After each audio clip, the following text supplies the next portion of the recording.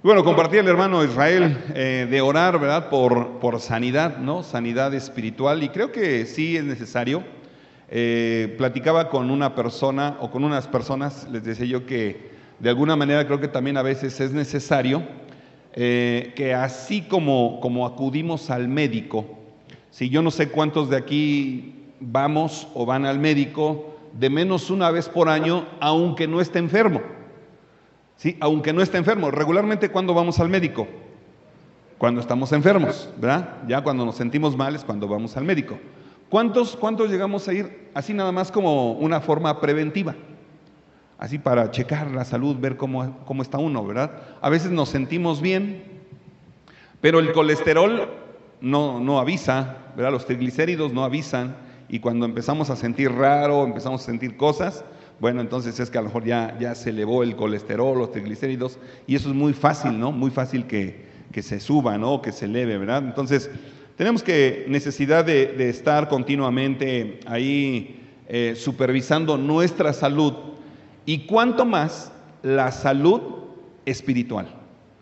¿Cuánto más supervisar la salud espiritual? ¿Cuántos de nosotros hacemos una cita para ver cómo estamos espiritualmente? Creo que es raro, ¿no? Raro, ¿no? Regularmente cuando alguien me dice, oiga, pastor, ¿puedo hablar con usted? Pues es que regularmente es porque hay problemas, ¿verdad? O hay dificultades, ¿no? Raras veces es alguien así como que, hermano, pues estoy bien y quisiera platicar para que usted me evalúe a ver qué tal, cómo estoy, ¿verdad? Raras veces. Es más, hasta donde tengo memoria, creo que no ninguna vez ha habido una ocasión así, ¿verdad? Regularmente ha sido como cuando va uno al médico, ¿no? Va uno al médico porque ya está uno mal, ¿no? Y a veces nos aguantamos, hasta que ya no aguantamos, ya vamos al médico, ¿no? Entonces, creo que sí es necesario continuamente estarnos evaluando espiritualmente, ¿sí? Estarnos supervisando, ¿verdad? A nosotros mismos, con el Señor y entre nosotros mismos. No cayendo en juzgarnos entre nosotros mismos, porque a veces caemos en eso, ¿verdad? En juzgarnos entre nosotros, y creo que eso no ayuda. Pero si entre nosotros nos ayudamos, creo que eso es bueno. ¿Cuántos conocieron, a lo mejor, bueno, van a ser los de mi edad o un poquito más arriba, cuántos conocieron a Nelson Ned? Ahí el gigante de la canción, ¿verdad? Un cantante brasileño, bajito. Él se convirtió a Cristo. Él conoció de Cristo, hasta donde entiendo.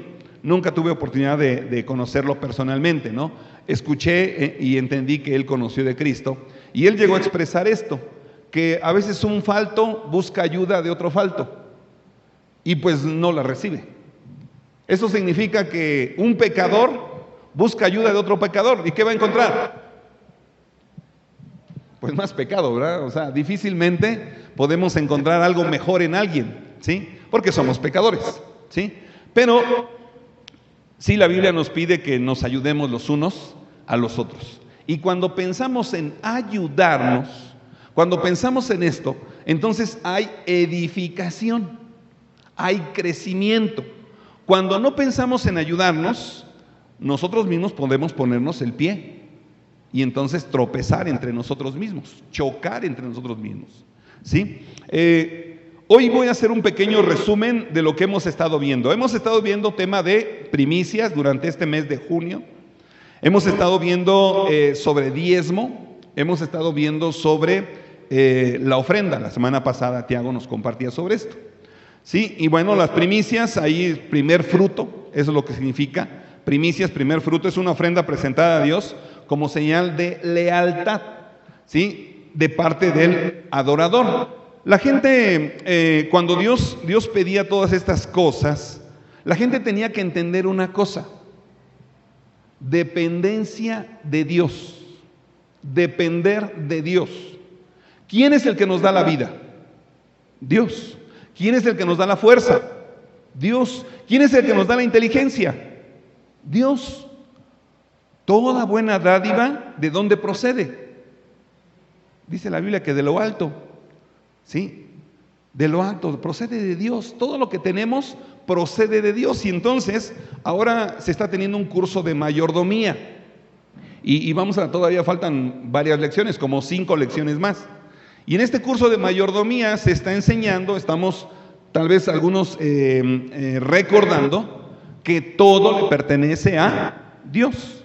Y cuando decimos todo, es todo. Todo es todo. ¿Sí? Así es que no somos dueños, somos mayordomos. Y Dios requiere del mayordomo que sea hallado fiel, digno de confianza. Dios nos ha dado a nosotros diferentes cosas. Por ejemplo, nos ha dado dones y quiere que seamos fieles con esos dones. ¿Sí? Quiere que seamos fieles. Tengo un amigo allá en Ensenada, me está invitando a ir allá a Ensenada. Hay un poquito de dificultad por el tema de economía, obviamente, pero este amigo está subiendo videos ahí en el Face para que oremos por él y pues también para que ore por él. Y este amigo yo lo conocí allá en el Instituto Bíblico en La Roca, en Guadalajara, y él tiene un don de evangelista. Tal vez no como muchos, pero a la actualidad me llamó la atención. Él saca una mesa, la despliega y ahí en la mesa pone ropa y pone letreros de gratis, si necesitas acércate, pide lo que necesites. Y pone unos folletos. ¿Y saben qué está haciendo? Le comparte el evangelio a toda la gente que pasa. Ahí en mercados, en avenidas donde circula mucha gente. Y digo, wow, yo pensaba que eso ya estaba muy anticuado. Y a través de eso ha ganado gente para Cristo. A través de eso. ¿Qué don te ha dado Dios? ¿Qué es lo que Dios te ha confiado? Bueno, Dios quiere que seamos hallados fieles, fieles, fieles en lo que Dios nos ha dado. Números 18, 12, solamente lo voy a mencionar un poquito, ahí nada más, es una recapitulación de lo que hemos estado viendo. Nos dice que estas primicias normalmente llegaban a ser propiedad del sacerdote o del pueblo levita. En 1 Corintios 15, 20 nos habla de que Cristo es primicia de los que durmieron. Él es la garantía de la gran cosecha que seguirá cuando los muertos justos resuciten en su segunda venida. ¿Sí? Entonces, también se utiliza el término primicia en la resurrección de Cristo, ya que es el primer fruto de los muertos. ¿Sí? Vimos también ahí sobre el diezmo, sobre la ofrenda. Héctorín nos compartía sobre el diezmo, Tiago nos compartía sobre la ofrenda. Vemos que el diezmo consiste en una aportación de los productos del campo. Sí, efectivamente, no era o no se enfatizaba como tal el dinero, pero hoy en día quisiera yo preguntar, ¿quién tiene campo? ¿Quién siembra? ¿Alguien tiene campo, hermanos? Creo que ahí tenemos un pequeño conflicto, ¿verdad? No podemos dar lo que no tenemos, ¿sí?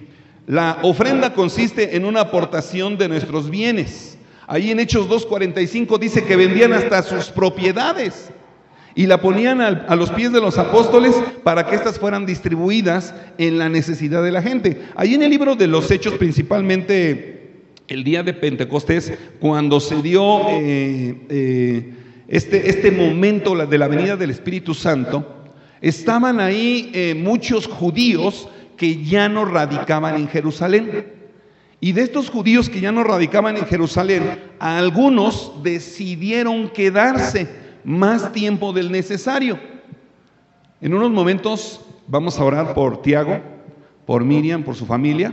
Ellos van a hacer un viaje casi de fe, ¿verdad? Tiago tiene la esperanza de ir a ver a sus papás, a su familia, ¿sí? Y van a hacer un viaje, y digo de fe porque posiblemente van a llegar allá y quién sabe si hay el recurso para regresar, ¿verdad? Quién sabe, Dios quiera que sí, ¿sí? Muchos judíos fueron a Jerusalén en el día de la fiesta del Pentecostés y a algunos se les acabaron los recursos, ya no tenían lo suficiente como para poder regresar y a algunos más se quedaron para ver qué más ocurría después de la venida del Espíritu Santo. Y entonces otros cristianos, otros judíos que se convirtieron a Cristo, vieron esta necesidad y por ello fue que hasta vendieron sus propiedades para poder ayudar, hospedando y dando comida, y aún dándoles a lo mejor alguna ayuda para el regreso de aquellas personas que no radicaban en Jerusalén. Fíjese todo lo que ocurrió ahí, ¿verdad? No, obviamente ahí ya no fue diezmo, ahí fue una ofrenda, algo mucho más o algo diferente que el diezmo. Se especifica del diezmo que es una cantidad, 10%. Ahí Nehemías 10, 37, 38 nos habla precisamente de esta porción, 10% que era ahí para los sacerdotes y para los levitas. La ofrenda no se especifica una cantidad. 2 Corintios 8:12 dice ahí que cada uno ponga aparte según ponga algo aparte según haya prosperado. No dice pongan el 10%, pongan algo según lo que hayan prosperado. Y sí, hermanos, vemos que sobre todo hoy la situación está muy divagante, muy cambiante. Sí, de momento hay empleo, de momento ya no hay empleo, de momento el sueldo esperamos que suba, pero no sube. ¿Qué es lo que sube? Las cosas. Antes con 400 pesos iba usted al centro comercial y llenaba casi o tenía la mitad del carrito, ¿no? Hoy en día con 400 pesos nada más compró ahí si acaso unas 5 leches, ¿verdad? Compró ahí pues más o menos ya ni para la semana, ¿no? A lo mejor para media semana, ¿sí? Ya estamos comiendo a lo mejor más verdura, que bueno, gracias a Dios. Ahora por necesidad a lo mejor de la economía. Pero vamos al mercado, ¿verdad? Comprar verdura. Y dice, pues voy a comprar un kilito de huevo, voy a comprar pues ahí unas papas, un jitomates, voy a comprar verdura, y se va encontrando que la verdura también ya está hasta por los cielos, ¿no? ¿Sí? Y si no comía espinacas, pues ahora va a empezar a comer espinacas porque es lo más baratito. ¿Sí? Y eso es un decir, ¿no? Pero gracias a Dios que ya estamos comiendo a lo mejor más verdura, ¿no? Qué bueno. Sin embargo, entonces, dentro de lo que es la ofrenda no se especificaba una cantidad específica, valga la redundancia, de cuánto se tenía que dar, ¿no? Simplemente dice ahí el apóstol Pablo, ponga aparte algo según haya prosperado. El diezmo fue ordenado bajo la ley de Moisés y al pueblo de Israel, ahí en Levítico 24, 27, 34. La ofrenda es ordenada bajo la ley de Cristo y a cada cristiano, 2 Corintios 9, 6 y 7. Vamos a leer esta cita, 2 Corintios 9, capítulo 9, versículos 6 y 7. 2 Corintios, capítulo 9, versículos 6 y 7 dice, pero esto digo, el que siembra escasamente, cosechará también escasamente, y el que siembra abundantemente, cosechará también abundantemente. Cada uno dé como se propuso en su corazón, no con tristeza o por obligación, porque Dios ama al dador alegre. Vemos que hay una diferencia, sí, entre lo que es la ley y lo que es la gracia. La ley nos establecía una cantidad específica, la gracia no. La gracia nos da una apertura en cuanto a lo que nosotros queramos o podamos dar. Dice el versículo 7, cada uno dé como se propuso. ¿Cómo se propuso? O también como nos dice 1 Corintios 16:2, según haya prosperado. Sin embargo, hermanos, Héctor nos preguntaba la ocasión pasada, ¿cuántos diezmamos? Bueno, yo levantaba mi mano, yo diezmo, o intento diezmar. No como una ley, no, sino como un principio. Como lo menos que me puedo esforzar para darle al Señor. De vez en cuando puedo ofrendar. ¿Por qué digo de vez en cuando? Porque de vez en cuando doy un poco más. Si doy menos del 10, creo que sería como una desgracia. Ahora, en algún momento, hermanos, hicimos una evaluación de las ofrendas que entran a la iglesia. Y creo que aquí hemos enseñado sobre la ofrenda, no hemos enseñado básicamente sobre el diezmo. Y de lo que se junta cada semana, se hizo una evaluación de acuerdo a las familias. ¿Y saben qué nos sorprendió? Que cada familia en ese momento, fue una evaluación que se hizo ya algunos años atrás, que cada familia estaba dando un promedio de 120 pesos. Y bueno, tal vez el hermano Nehemías se ha de acordar de esto, pero creo que sí estaba ahí, ¿no? Cuando hicimos esta evaluación, o algunos estaban ahí. Y obviamente esto nos hacía ver que ni siquiera llegábamos a lo mínimo, pensando que cada familia daba. Ahora, lo hicimos por familia, no lo hicimos por persona, por familia. ¿Sí? Entonces, esto nos preocupó. Y bueno, a lo mejor en aquel momento también se enseñó algo y bueno, pues ya fue otra generación, fue otra gente, fue otras personas. Hoy tenemos otra gente, diferentes personas, y tenemos que seguir enseñando. Tenemos que seguir compartiendo esto. Pero hermanos, cuando se trata de darle al Señor, tenemos que aprender que necesitamos ser generosos. Generosos. Ahora, muchas veces pensamos únicamente en dar o la ofrenda, que es solamente dinero. Y no, hermanos, no es dinero, solamente. Muchas veces sí se traduce en dinero porque es de alguna forma lo que es más fácil de manejar. Por ejemplo, no sé, de momento que alguien diga, ¿saben qué? Miren, yo tengo un lote de ropa usada, se las ofrendo, véndanla y pues de lo que obtengan, pues ustedes compren lo que necesiten. ¿Sí? Por ejemplo, ahorita, miren, vamos a hablar también por Marco Antonio Martínez Cariño, su esposa Adriana Cruz Marcos. Ellos son de Acatlán de Osorio. Sinceramente no les conozco. Han venido ya como 4 o 5 veces. Él ha comentado que conoce de Cristo. Yo le pedí que ore. Tal vez es un filtro que he utilizado ahora, porque hay mucha gente que abusa de la iglesia, ¿no? Y quiere que la iglesia le resuelva todo. Pero bueno, él vino, le pedí que hiciera una oración, hizo una oración. De ahí me di cuenta, bueno, si es una persona que más o menos conoce de Cristo. Y él, por ejemplo, está buscando ahí apoyo en medicamentos como es paracetamol inyectable. Por ahí si alguien tiene, avíseme al ratito o sabe, tiene un costo de 125 pesos, creo que le mandaron 4. Su esposa tiene pie diabético, le cortaron una parte de su pie y bueno, ahorita está en esa necesidad, ¿no? Pero cuando se nos habla de dar, obviamente muchos de nosotros empezamos a evaluar. ¿Sí? Por ejemplo, vemos a la gente que está limpiando los vehículos ahí, los vidrios, ¿no? A veces ya no queremos darles, sinceramente, o al menos a mí me pasa, ya no les quiero dar, al menos dinero, ya no. Mejor ahora que nos dan pan y todo eso, bueno, hasta hago bolsitas y les doy pan. Y algunos lo reciben bien, contentos, se ponen contentos y lo reciben y pues ahí se lo comen, ¿no? Pero ya no les doy dinero porque lo utilizan muchos, no todos, pero muchos lo utilizan para drogarse. Luego hasta los veo con su trapito, ahí andan, ¿no? ¿Sí? Ya se andan drogando.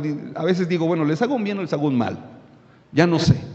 Pero a veces evaluamos y pensamos cuando alguien nos pide, ¿no? ¿Daré o no daré? ¿Sí? Sin embargo, vemos aquí, la semana pasada también nos hablaba Tiago de la ofrenda, cómo se utiliza o cómo debe ser utilizada. ¿Sí? Debe ser utilizada para los que sirven al Evangelio. El que vive del Evangelio, el que sirve al Evangelio, que viva del Evangelio. Debe ser utilizada para las necesidades del templo. Y debe ser utilizada también para las necesidades de los pobres. Y principalmente pienso de los de la familia de la fe. La familia de la fe. Entonces, creo que ahí está claro, la Biblia nos enseña lo que debemos hacer con cada cosa. Dentro del diezmo nos dice ahí que era para sustento de los sacerdotes y de los levitas, ahí según Números 18, del 8 al 32. La ofrenda es para los que sirven al Evangelio principalmente. 1 Corintios 9, 14, lo voy a leer, dice así. Y en la... estoy en 2 Corintios. 1 Corintios 9, 14. Dice, así también ordenó el Señor a los que proclaman el Evangelio, que vivan del Evangelio. Desde luego que en todo hay extremos. Y los extremos En todo no son buenos. Tampoco un extremo es la solución del otro extremo. Debemos buscar siempre el equilibrio. Y es lo que Dios busca al darnos su palabra. Por ejemplo, sabemos muy bien que hay predicadores hoy en día que se hacen llamar apóstoles, que se hacen llamar profetas. Y esto ocurrió en algún momento cuando las iglesias o congregaciones, no todas, algunas, empezaron a tener un mayor crecimiento. Y entonces el pastor fundador o el pastor principal ya empezaba a tener otros pastores dentro de la congregación. Y entonces como que se perdía un poquito la importancia del pastor principal. Y entonces empezó a utilizarse el concepto de apóstol. Ya no le llamaban el pastor principal, sino ahora empezaron a llamarle apóstol. Y todavía más, ¿no? Profeta. ¿Sí? Nada más para mantener un rango, un nivel. Hermanos,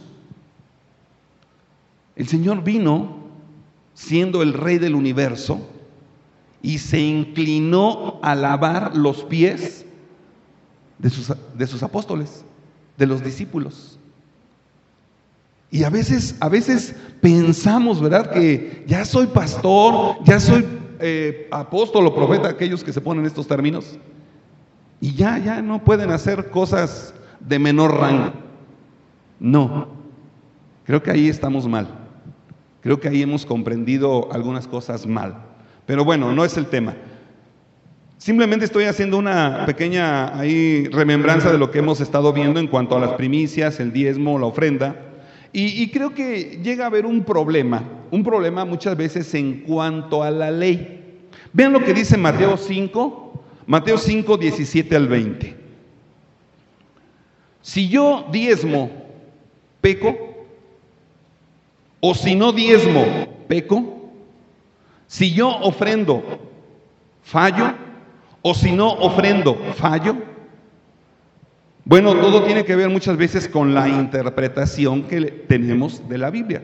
Vean Mateo 5, 17 al 20. Vean, este es un texto muy importante. Dice, está hablando Jesús: no piensen ustedes que he venido para abolir la ley o los profetas. No he venido para abolir, o sea, quitar, esa es la idea de abolir, sino para cumplir. En otras palabras, entonces podemos preguntar, ¿Jesús cumplió la ley? Sí. Jesús cumplió la ley. Rotundamente cumplió la ley. Porque, dice más adelante, porque de cierto les digo que mientras exista el cielo y la tierra, no pasará ni una jota. En griego es una iota, pero realmente era ahí la letra más pequeña del alfabeto hebreo. Dice, ni una tilde, eran las dos letras más pequeñas. ¿Sí? Eran las dos letras más pequeñas del alfabeto hebreo. Dice, no pasará ni una jota ni una tilde de la ley hasta que todo se haya cumplido.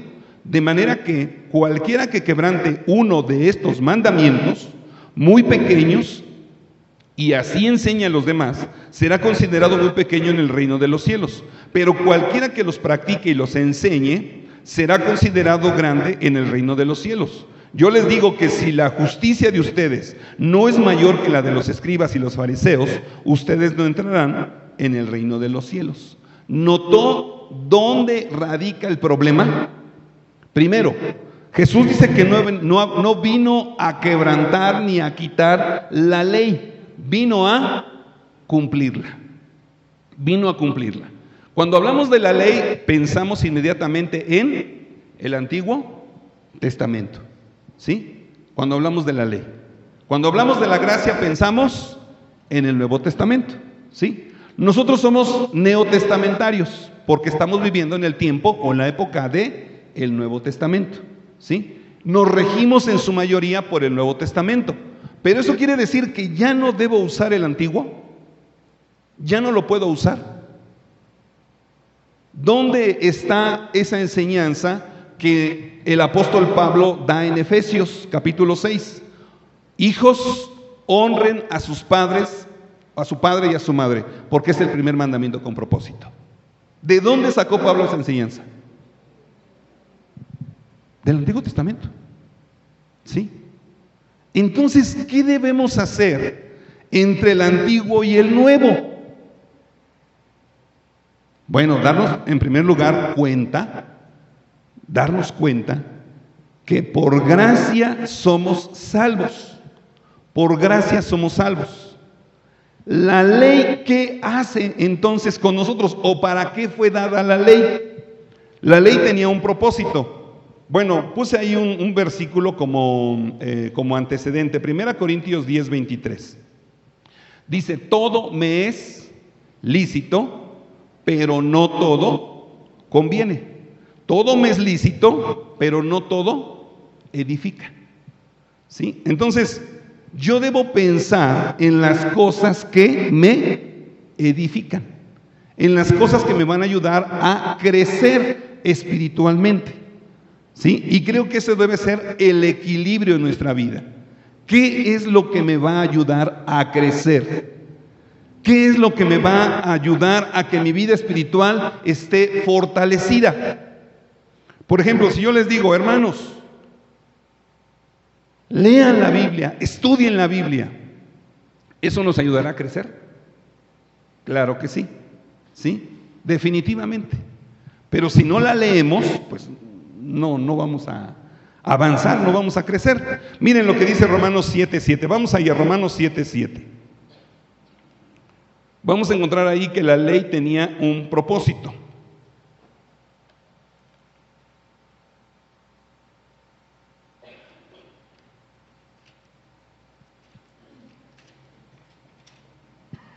Enfatizo este propósito de la ley o sobre la ley, principalmente porque creo que hay muchos textos que vienen de la ley y cuando leemos lo que leíamos hace un momento de Mateo 5:17 al 20, cuando leemos ahí que Cristo vino, pero no vino a abrogar, no vino a abolir la ley, sino a cumplirla, creo que podemos llegar a malinterpretar ciertas cosas que podríamos nosotros hacer, pero ojo, sin caer en legalismos.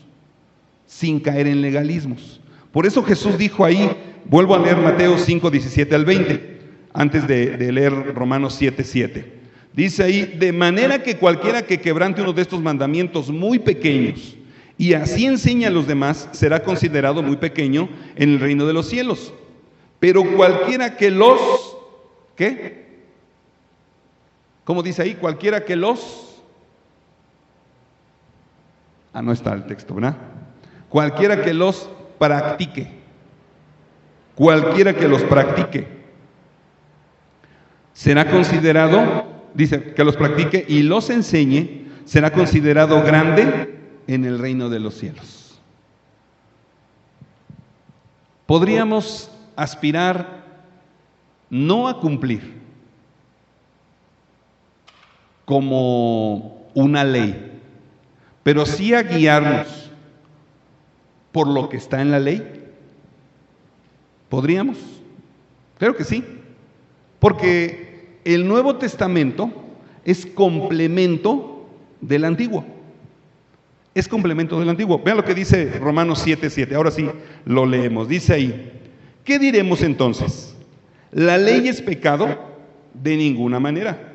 Más bien, no conocí el pecado, sino por medio de la ley. Y ciertamente no habría conocido la codicia si la ley no dijera, no codiciarás. La ley o los mandamientos nos llevan a buscar otra manera de salvación, pero no de conducta, no de vida. El tema es la salvación con respecto a la ley. Otra vez, por medio de la ley, yo me doy cuenta que soy pecador, porque la ley dice, no hurtarás, y yo hurto, me doy cuenta que soy pecador. Y pues obviamente no es el único mandato que encontramos ahí en la ley. Gálatas 3:10 nos dice, maldito todo el que no permaneciere en todas las cosas escritas en el libro de la ley. Ahora, bueno, a ver, momento. ¿La Biblia se contradice? No. La Biblia no se contradice. Bueno, si no se contradice, me dice aquí, maldito todo el que no permaneciera en todas las cosas escritas en el libro de la ley. O sea, a ver, Hay cosas que decimos, esto es del Antiguo Testamento y ya no debemos hacerlo, porque corresponde al Antiguo Testamento. Estamos bajo la gracia, pero bajo la gracia yo tengo libertad. Cristo vino a darnos libertad de la condenación de la ley. Entonces, ¿puedo vivir como yo quiera? ¿Puedo vivir como yo quiera, haciendo lo que yo quiera? No. Entonces, ¿dónde puedo yo tomar guía, principios, valores, para decir, así debo vivir? ¿Dónde? Pues obviamente en la Biblia. Pero nada más en la mitad de la Biblia, lo que sería el Nuevo Testamento, sin considerar el Antiguo. No. Tengo que considerar ambos. Específicamente, sí, en el tema de la salvación, es donde Cristo vino precisamente a darnos libertad de la condenación del pecado. Vino a darnos libertad de eso. Gálatas 3:13 dice ahí, vamos a Gálatas, por favor. Puse nada más una parte del versículo, sí, pero vamos a leerlo. Gálatas 3:13. Dice ahí, el Mesías nos libertó de la maldición, ¿de qué? De la ley, hecho maldición por nosotros, porque escrito está, maldito todo el que es colgado en un madero. Cristo se hizo maldición por nosotros. Y cuando dice nos redimió, quiere decir que Él pagó. En la antigüedad, la gente pagaba por sus pecados, daba un pago por sus pecados, ¿sí? Daba animales como ofrenda, daba pues de toda variedad, tipo de animales, bueno, que eran ordenados por Dios, como pago por sus pecados, ¿sí? Pero, de alguna manera, Cristo vino, dice ahí, y nos redimió de la maldición de la ley. Él pagó por nosotros, por nuestros pecados, y ahora entonces ya no tenemos la maldición de la ley sobre nosotros. Tenemos libertad y ahora tenemos que creer en Cristo para poder recibir estos beneficios del sacrificio de Cristo. Y entonces por medio de esto somos salvos. Y vean lo que dice Gálatas 3:24. Dice, así que la ley, bueno, leo desde el 23. Y antes que viniera la fe, estábamos encerrados bajo la ley, confinados para la fe que iba a ser revelada. Así que la ley ha sido nuestro tutor hasta el Mesías, para que por medio de la fe fuéramos declarados justos. ¿Cómo somos declarados ahora? Por medio de la fe en Cristo, somos declarados justos. Cristo nos libró de la maldición de la ley. Pero otra vez, creo que podemos nosotros ver el Antiguo Testamento y aún la ley como una norma de conducta. Ojo, norma, no una ley de conducta. Los judíos, y preguntaba hace un momento a Silly, tuvo oportunidad ahí de platicar directamente con algunos judíos, ¿verdad? Y ellos siguen cumpliendo la ley, o intentando cumplir la ley, ¿sí? Ahora, una ventaja que tenemos nosotros. ¿Cuántos judíos hay aquí, hermanos? ¿Hay alguien que sea, o que sepa que sea judío por ahí? Algunos tienen así fachadita como de judío, ¿verdad? Nada más, ¿sí? Pero creo que no, ¿verdad? No habemos judíos. O sería bueno investigar, ¿verdad? El árbol genealógico, quién quite, ¿no? Y a lo mejor descendemos de judíos, ¿sí? Pero el hecho de no ser judíos, pues somos gentiles, y entonces podemos decir que efectivamente no tenemos que cumplir la ley. No tenemos, ni podemos, ni aún los judíos pueden. Cumplen ciertas cosas, pero no todo.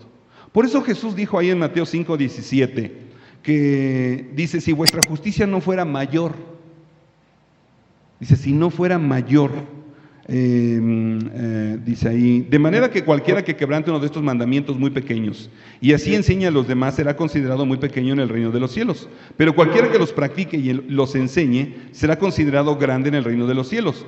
Yo les digo, dice Jesús, que si la justicia de ustedes no es mayor que la de los escribas y fariseos, ustedes no entrarán en el reino de los cielos. ¿Qué veo aquí?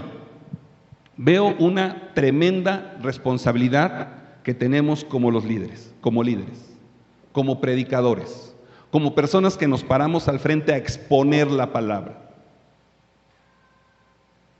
Expongo la palabra, pero ¿con qué tengo que respaldar esta palabra? Con mi vida, con mi ejemplo. Ahora, no somos perfectos, hermanos. Es la principal excusa que usamos, ¿verdad? No somos perfectos. Pero sí debemos aspirar a ser ejemplo. Pablo le dice a Timoteo, ninguno tenga en poco tu juventud. Sé ejemplo. Sé ejemplo. Y aquí entra la parte difícil, ¿no? Cuando tenemos que predicar, cuando tenemos que pararnos al frente. Entra la parte difícil, porque nos volvemos casi como los artistas. Personas públicas. Cartas abiertas, leída por todos. ¿Sí? Y cuidado con que fallemos en algo, ¿verdad? Porque inmediatamente viene el señalamiento, ¿no? Inmediatamente viene ahí ya ves, mira, a ver, tú dijiste de esto y ve lo que haces. Mira, tú predicaste de esto y mira, ve lo que haces. Tú hablaste de esto, enseñaste de esto. Es difícil, hermanos. Es difícil, pero es una tremenda y gran responsabilidad pararse al frente a enseñar, a predicar, a hablar de la palabra. Por lo mismo debemos tener mucho cuidado. Porque en primer lugar, ¿a quién le pedirá cuentas el Señor? Yo estoy muy consciente y es algo que no saben cómo pesa. ¿Cómo pesa? Dios pedirá cuentas a las cabezas. Dios nos pedirá cuentas como líderes. Obviamente va a ir bajando, ¿verdad? A las familias. ¿Quién es la cabeza de la familia? El varón, el esposo. Si no hay varón en casa, si no hay esposo, hay hijos, ¿quién es la cabeza de los hijos? La esposa. Tiene que tomar el papel, ¿verdad? Sí. Y entonces, creo que es de suma importancia y muy delicado cuando nos paramos aquí al frente a enseñar, a predicar. Lo primero que tenemos que pensar es, ¿cómo es mi vida? ¿Cómo es? Definitivamente perfecta no lo es, hermanos. No lo es. ¿Sí? Pero sí tenemos que preguntarnos, evaluarnos, así como decía yo hace rato. Los niños van a ser evaluados ahorita en la clase, pero también ellos van a evaluar a sus maestros. Ah, caray, así como que dice uno, bueno, a ver, espérate. Sí, soy bueno para evaluar a los demás, pero no, a mí no, yo soy intocable. Por eso surgió ese tema del apostolado, los profetas, ¿no? Porque de momento empezaron a ser como gentes intocables, ¿no? Que no podían ser juzgados o criticados. No. El que nos va a juzgar y el que nos va a pedir cuentas es el Señor. Entonces, el propósito de la ley era mostrarnos que somos pecadores.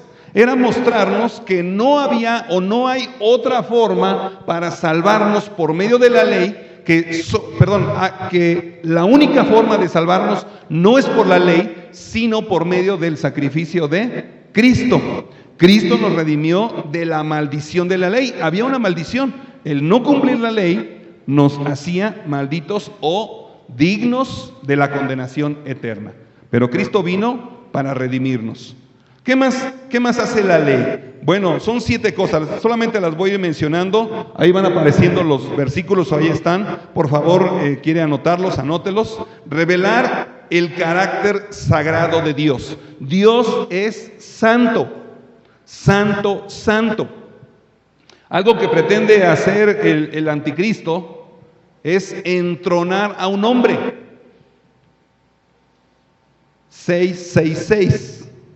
Un hombre que ahora Después, primero va a ser entronado por Satanás y después Satanás le quita el trono para desenmascararse él mismo. Entonces, la ley tenía el propósito de revelar el carácter sagrado de Dios. 2, apartar a la nación de Israel para que fuera diferente, o sea, una nación santa a todas las demás naciones diferentes. Lo mismo ocurre con nosotros, hermanos. Tenemos ahí en la carta del apóstol Pedro que somos una nación santa. O sea, Dios desea ahora de nosotros los cristianos que vivamos una vida diferente, apartada del mundo. Número 3, revelar la pecaminosidad del hombre. Sí, hermanos, somos pecadores. Y aunque la ley era buena y santa, no proporcionaba la salvación para la nación de Israel ni para ninguna persona, ya que por las obras de la ley ningún ser humano será justificado delante de él. Lo que dice Romanos 7:12. Además de esto también es que por medio de la ley es el conocimiento del pecado. Sí, hermanos, cuando nosotros intentamos obedecer los mandamientos, tal vez nos vamos a dar cuenta que nos vamos a frustrar porque no los cumplimos. Hay una lección dentro de un curso llamado ¿Qué es un cristiano? Y esta lección dice cuál es el propósito de los mandamientos. Y principalmente pues es mostrarnos que no podemos salvarnos a través de esto. Necesitamos de Cristo. Entonces, número 4. ¿Qué más era el propósito de la ley? Proporcionar perdón a través del sacrificio u ofrendas. Ahí según Levítico 1-7, para que aquello que tenían fe en el Señor que tenían fe en el Señor de la nación de Israel. Los sacrificios que se hacían en la antigüedad eran sombra de lo que iba a venir a ser Cristo ya en la actualidad, bueno, que ya hizo hace 2000 años. Él fue el sacrificio perfecto. Número 5, proporcionar una forma de adoración para los creyentes a través de las fiestas anuales. Cada fiesta que Dios había instituido era la idea no solamente de que tenían que dar, tenían que entregar, tenían que ofrecer o tenían que ofrendar, no, sino era una manera de adorar al Señor. Esto difícilmente lo entendió el pueblo de Israel. Difícilmente lo entendió. Pregunta, ¿nosotros hemos entendido esto? Que hemos sido salvos para adorar al Señor. Lo hemos entendido. Número 6, proporcionar una dirección de Dios para la salud física y espiritual de la nación. ¿Sabían ustedes que ahí en Éxodo, en Deuteronomio, Dios establece el alimento que hay que consumir y qué alimento no hay que comer? Dios también, aparte de cuidar la parte espiritual, también pretende cuidar la parte física. Nosotros, otra vez, como gentiles, como buenos mexicanos, comemos de todo. Y eso ha traído, obviamente, muchas de nuestras enfermedades, muchos de nuestros problemas, padecimientos. Así es que sería bueno darle una revisada ahí a lo que el Señor establece en la ley para cuidar la alimentación, ¿sí? Y no verlo como una ley, sino una norma de conducta, una norma de vida. 7. Que las personas vieran que no podían guardar la ley, necesitan aceptar a Cristo como Salvador personal. Primera de Pedro 3:18 nos dice ahí que Cristo, el justo por los injustos, para llevarnos a Dios. Cristo cumplió la ley en su vida y pagó el castigo por culpa nuestra, en su muerte, sepultura y resurrección. Vamos a ver Gálatas 3:24. Bueno, ya había leído algo ahí. Dice Gálatas 3:24. Así que la ley ha sido nuestro tutor, o en otras versiones dice nuestro ayo, para llevarnos a Cristo, para que por medio de la fe fuéramos declarados justos. Fíjese qué interesante, ¿no? Ahora que hemos puesto nuestra fe, Dios nos ve justos, nos ve santos, nos ve limpios. Así es como nos ve el Señor. Al grado que el Señor es el único que puede ver el futuro. Y ahí en el libro de Apocalipsis o de Revelación se nos habla de una gran multitud ahí en el capítulo 4. que tenían vestiduras blancas. Pregunta, ¿ya ocurrió eso? Todavía no. Aquella adoración celestial todavía no ocurre. Es algo que el Señor ve que va a ocurrir. Y muchos de nosotros estamos ahí. Muchos de nosotros. Quisiera decir todos.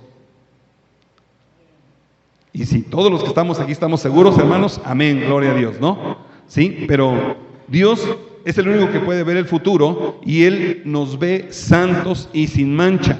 Pero entonces otra vez, Cristo cumplió la ley en su vida y pagó el castigo por culpa nuestra en su muerte, sepultura y resurrección. Fue Él quien dio el pago y nos redimió de nuestros pecados. El creyente en Cristo tiene la misma justicia de la ley, cumplida en Él cuando obedece al Espíritu Santo, que vive dentro de Él. Vamos a ver Romanos 8:4. Romanos 8:4. Dice, para que la exigencia de la ley fuera cumplida en nosotros, que no andamos conforme a la carne, sino conforme al Espíritu. ¿Sí se da cuenta de esto? Dice, para que la exigencia de la ley fuera cumplida en nosotros, que no andamos conforme a la carne, sino conforme al Espíritu. Me quise dar la tarea, realmente no me dio ahí un poquito el tiempo, de cuántas veces se menciona la palabra ley en el Nuevo Testamento. ¿Cuántas veces? Pero todo el Nuevo Testamento hace referencia a la ley del Antiguo Testamento. No para que vivamos conforme a la ley, nos es difícil. Y sobre todo para el tema de salvación. Cristo vino a cumplir la ley para quitar la condenación que había en nosotros y entonces podamos ser salvos.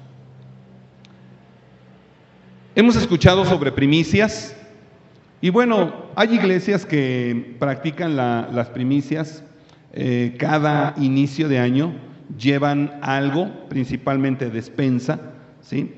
Recuerdo aquella iglesia Éfeso, ahí en la 25 Poniente y en la 2 Norte.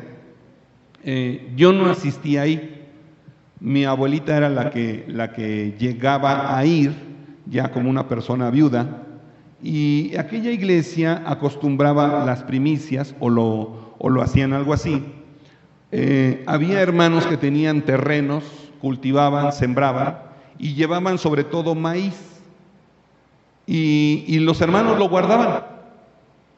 Y a mi abuelita le daban un costal de mazorca, de maíz, ya medio, un poquito, ya medio hasta seco. Y de verdad, algo que ahora recuerdo, yo no era cristiano en ese entonces, simplemente mi abuelita me llevaba para que yo cargara el costal. Sí, me acuerdo ahí de 10, 11 años. Las primeras veces que empecé a tener contacto con una iglesia cristiana y por mi mente no pasaba qué cosas se hacía ahí, qué hacían, por qué, no. Pero ahora que conozco de Cristo, ahora recuerdo esto y empiezo a entender algunas cosas o entiendo algunas cosas que algunas iglesias hacen. Y estas primicias las utilizaban para darlo a las viudas, a los pobres, a los necesitados. Miren, aquí no tenemos nosotros primicias, no lo hemos como tal hecho. Hemos llegado a enfatizar solamente despensa. Y bueno, últimamente lo hemos dejado de hacer. Pero quisiera animarles, hermanos, a que sigamos haciendo esto. Créanme que es bendición para alguna persona que está pasando por dificultades. Y sobre todo, hermanos, en la fe. Sobre todo, a lo mejor en primer lugar de nuestra iglesia. Tal vez no serían las primicias. Simplemente sería una aplicación. Una aplicación, podríamos utilizar esta idea de las primicias como una despensa o despensas mensuales que podríamos nosotros juntar para dar a personas que tienen necesidad. Sobre el diezmo, bueno, quien guste diezmar como lo mínimo que le puede dar a Dios, hágalo. Quien quiera y esté convencido en ofrendar, hágalo, entendiendo que es más del diezmo. Es más del diezmo, adelante. Sí, hagámoslo. Y con respecto a las ofrendas, igual dice ahí, cada uno dé como propuso en su corazón. A veces no sé si le ha pasado, ¿no? De momento piensa uno así como que, bueno, hoy mejor no voy a la iglesia. Pero ese hoy mejor no voy, ¿por qué? Porque muchas veces uno piensa, es que no tengo para ofrendar. Mire, si la ofrenda la entendemos como confianza en Dios, déjeme decirle esto.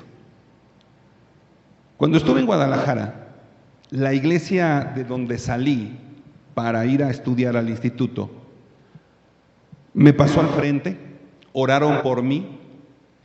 Algunos hermanos me dijeron, échale muchas ganas, tú no te preocupes, te vamos a apoyar. Y ese te vamos a apoyar era, te vamos a ofrendar. Ese día recogieron una ofrenda. Y esa ofrenda, éramos dos personas las que íbamos a ir. Esa ofrenda la repartimos entre los dos, alcanzó para el autobús de ida. Yo tenía un trabajo, trabajaba poniendo pisos de madera, ¿sí? Ganaba muy bien en ese entonces, alrededor de 5,000 pesos quincenales. Porque eran pisos de madera, duela, parquet, lambín, machiche, aparte poníamos ahí también en muros, en plafones, y se ganaba muy bien. Hoy en día ya la madera es sumamente cara, ya por eso se sustituyó por el piso de laminado, porque ya la madera es muy cara. Ya, es más, de esos trabajos ya casi no hay, ya es muy poco, ¿sí? Cuando fui a Barcelona me di cuenta que los obreros, albañiles, carpinteros, soldadores, son muy bien pagados, muy bien pagados. En el aeropuerto conocí a una persona con su saco de cuero, bien vestido, creo que era era de Sudamérica, no me acuerdo si de Ecuador o por ahí, más o menos, y dentro de la poca plática que tuve con él era albañil, pero se veía muy bien vestido. Ganaba en euros, mandaba euros ahí a Ecuador con su familia, y pues a su familia le iba muy bien, ¿sí? Y dije, wow, pues allá el diseño, me fui por diseño gráfico, por estudio, ¿verdad? Y vi todas esas cosas. Quedó en mí un poquito la sensación así de que un día me gustaría regresar como misionero. Yo no sé si el Señor lo quiere así o lo cumpla, no lo sé. Pero cuando estuve en Guadalajara, estos hermanos de la iglesia me dijeron, no te preocupes, te vamos a ayudar. Pregúnteme usted cuántas ofrendas recibí. Ni una. Ni una. Ahora, les soy sincero, no confié en eso. Ni siquiera esperé que me dieran ofrenda. La verdad, dije, pues no tienen obligación, era mi pensamiento. No recibí ninguna. Mejor recibí una ofrenda de la persona que menos esperé. De la que menos me imaginé, recibí una ofrenda. Cuando recibí esa ofrenda, abrí un sobre y ahí dentro había una carta y un dinero. Ni siquiera es creyente esa persona. Y recibí una ofrenda. Dije, wow, Dios, qué maravilloso eres. ¿Y sabe cuál fue mi primera ofrenda que recibí? 50 pesos. Fue mi primera ofrenda. Con el trabajo que tuve, guardé algo de dinero. Con eso me fui. Con eso pagué algunos meses del primer año. Terminé el año debiendo unos meses. Regresé a Puebla y había un hermano que tenía una herrería. Como yo estudié en un Cebetis, estudié soldadura industrial, le dije al hermano, oiga, voy a estar aquí un mes o mes y medio, deme chance, ¿no? Me dijo el hermano, sí, vente. Y ahí estuve trabajando con él en la herrería, aplicando los conocimientos de soldadura. Al principio echaba yo mis cacahuates, ya después empecé a hacer bien cordones y todo, aprendí ahí un poquito, lo practiqué. A la fecha sé soldar. Sé soldar, si usted me pide una soldadura, sé hacerlo, ¿sí? Entonces, de ahí volví a juntar dinero. Me volví a ir a Guadalajara. La iglesia me volvió a dar otra ofrenda. Sirvió esa ofrenda para el autobús de ida otra vez. Con lo que yo llevaba, pagué mi deuda. Empecé el segundo año. Pero el segundo año lo empecé con deudas. Primeros, segundo, tercero, cuarto mes, ya debía. El director me dijo, creo que ya no vamos a poder apoyarle. Dice, ya lo único que me apoyaban era con la comida, era lo que me cobraban en el instituto. Y me dice el director, creo que ya no vamos a poder apoyarle. Su iglesia le va a ayudar. Pues dije, sí, como la iglesia me había dicho que me iba a ayudar, pues yo le dije que sí, creo que no fue una mentira. Pero yo sabía que no. Entonces me puse a orar. Solamente a un compañero fue el que le compartí, solamente a uno. Le dije, esta necesidad que yo tenía, le dije, mira, si no pago, llega la fecha de pago y si no pago, creo que me tengo que regresar a mi casa, me tengo que regresar a Puebla y pues tal vez olvidarme de estudiar o olvidarme del ministerio, no lo sé. Yo estaba dispuesto a regresarme. Le dije al Señor, Señor, está bien, si eso es tu voluntad, está bien. Llegó el director y comentó, se solicitan 6 personas para trabajar con un arquitecto por un día, ya que era el día que teníamos libre.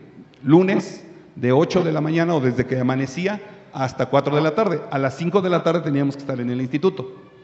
Entonces yo tenía desde que amanecía hasta las 4 de la tarde. A las 4 de la tarde tenía que tomar el autobús para ir al pueblo donde estaba el instituto. Y aquel director, o el director llegó y preguntó, ¿quién quiere trabajar un día? Le van a dar 50 pesos por ir a pintar casas. Luego levanté mi mano. Y otros compañeros más, otros 5, levantamos la mano. Empecé a trabajar, 2 semanas trabajando. La tercera semana, como hacíamos deporte, teníamos un horario de deporte, o unos días de deporte, y como me encanta el fútbol, nos pusimos a jugar fútbol, y el pasto estaba algo crecido, y llegó la pelota, y yo agarro y le pego, y hasta desenterré una piedra. Mi dedo gordo se fisuró, se me levantó la uña. Tuve que ir al hospital, me llevaron a la Cruz Roja, me pusieron una férula hasta la rodilla, porque me dijo el doctor, su dedo está fisurado, se tenemos que inmovilizar.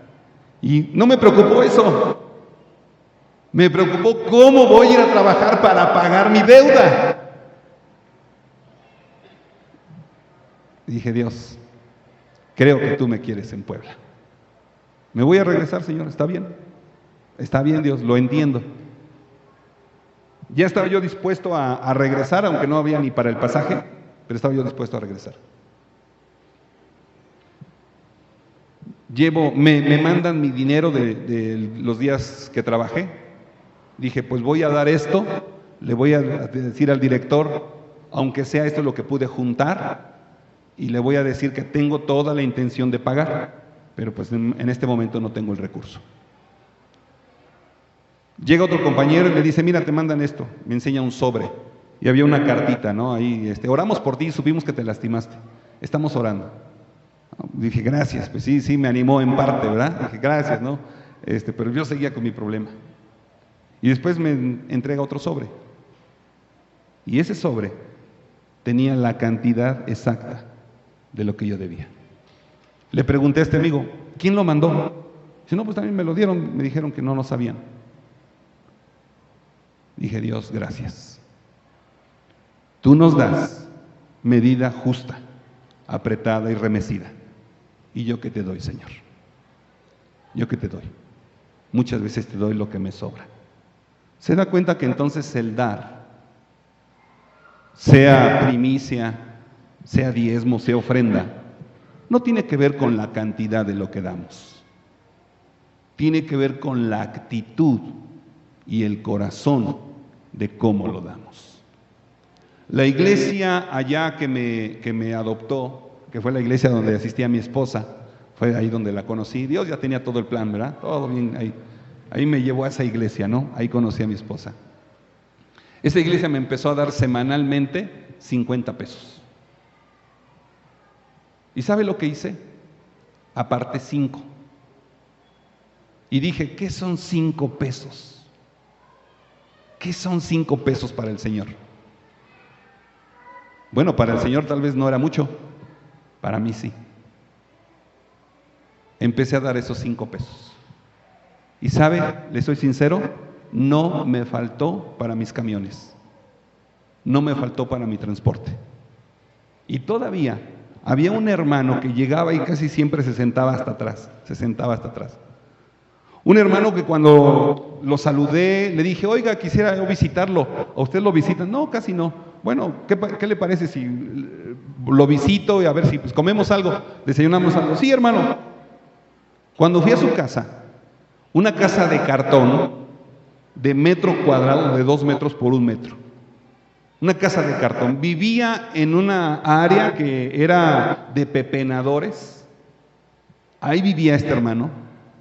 Su vajilla eran latas de sardina y su estufa era un anafre con algo de carbón. Eso era con lo que él me recibió. Su sala era un catre. Me dice, pase, le dice, aunque está un poquito incómodo, siéntese. Sí, hermano, está bien. Platicamos y todo, y me contó su historia. Al final nos despedimos y me dice el hermano, espérese, tenga. Saca un billete de 50. Tenga una ofrenda.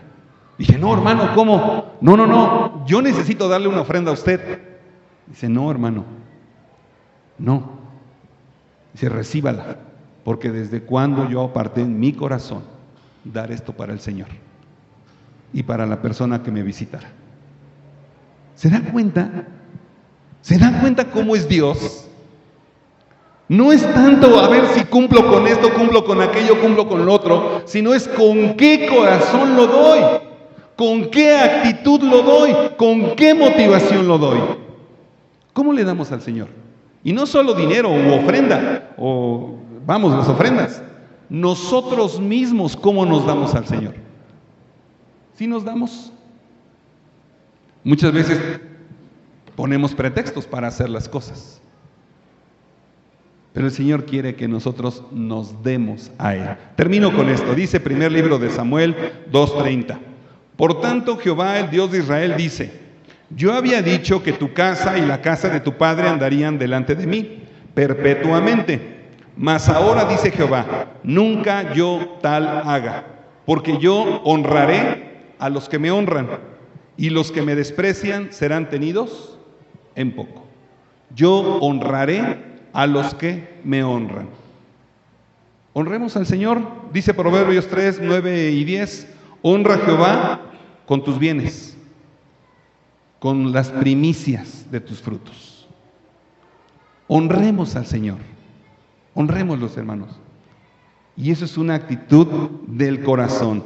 Dice por último ahí Hebreos 10:16. Búsquelo, por favor, y con esto termino. Hebreos 10:16. No está ahí la cita, pero búsquelo. Hebreos 10:16.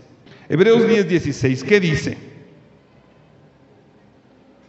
Este es el pacto que haré con ellos después de aquellos días, dice el Señor.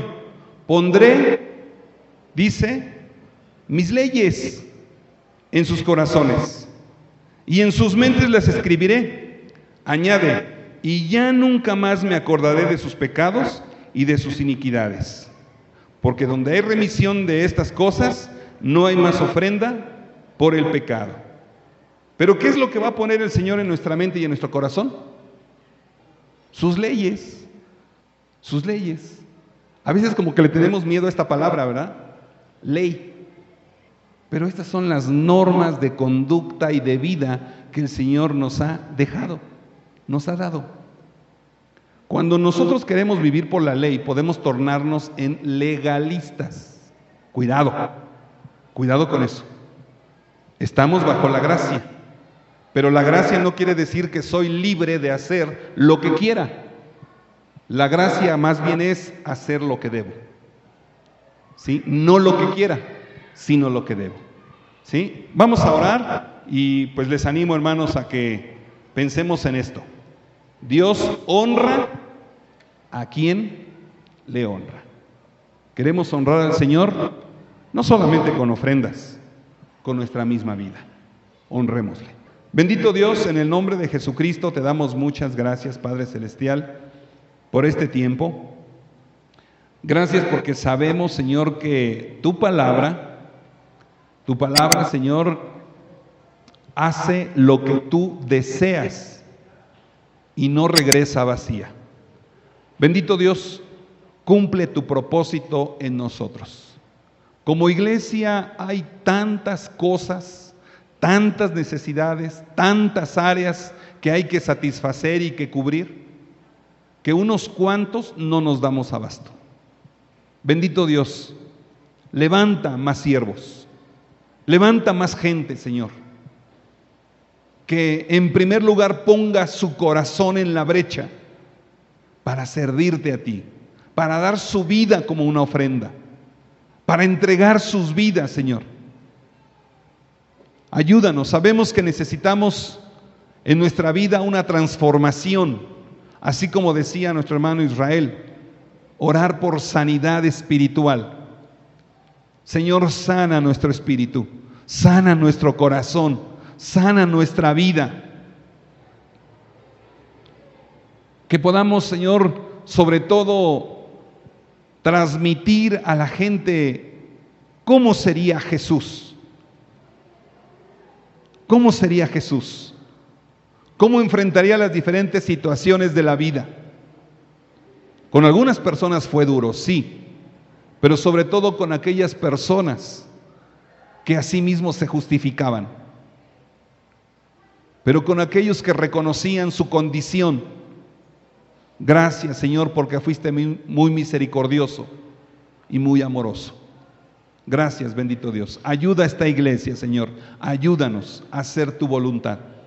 Ayúdanos, Padre Celestial, de tal manera que traigamos al corazón sabiduría y podamos vivir una vida digna de ti. Te bendecimos, Señor, en el nombre de Cristo Jesús. Amén.